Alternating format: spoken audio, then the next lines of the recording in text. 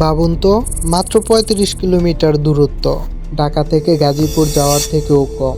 একই সূর্য, একই বৃষ্টি, একই বাতাস, তবুও এই পারের পশু পাখি মাছ আর ওপারেরটা একদম আলাদা। কেন এমন হয়? এই প্রশ্নের উত্তর লুকিয়ে আছে প্রকৃতির সবচেয়ে রহস্যময় এক সীমারেখায়। চলুন তাহলে শুরু করা যাক। প্রথমে জানাবো রহস্যময় ৩৫ কিলোমিটার।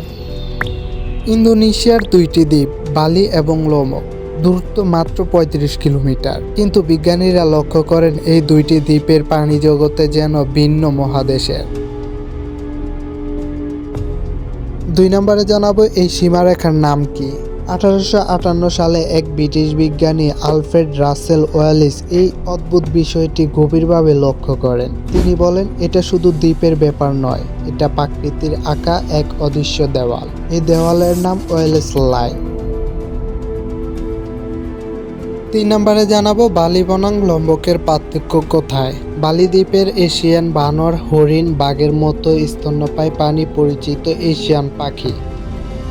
লোমবক দ্বীপে অস্ট্রেলিয়ান ধাঁচের প্রাণী, থলিযুক্ত প্রাণী, সম্পূর্ণ আলাদা পাখি প্রজাতি। এই দুইটি দ্বীপের একই সমুদ্র, তবুও দুই ভিন্ন বিবর্তনের ইতিহাস।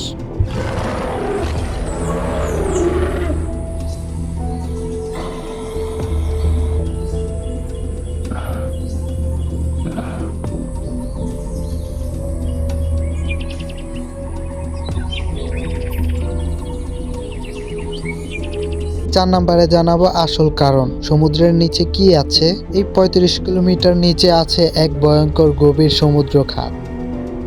বরফ যুগে সমুদ্রের পানি কমে গিয়েছিল, অনেক দ্বীপে একে অপরের সাথে যুক্ত হয়েছিল, কিন্তু এই খাত কখনোই শুকায়নি, কখনোই স্থলভাগ হয়নি, ফলে পানিরা কখনো হেঁটে পার হতে পারেনি।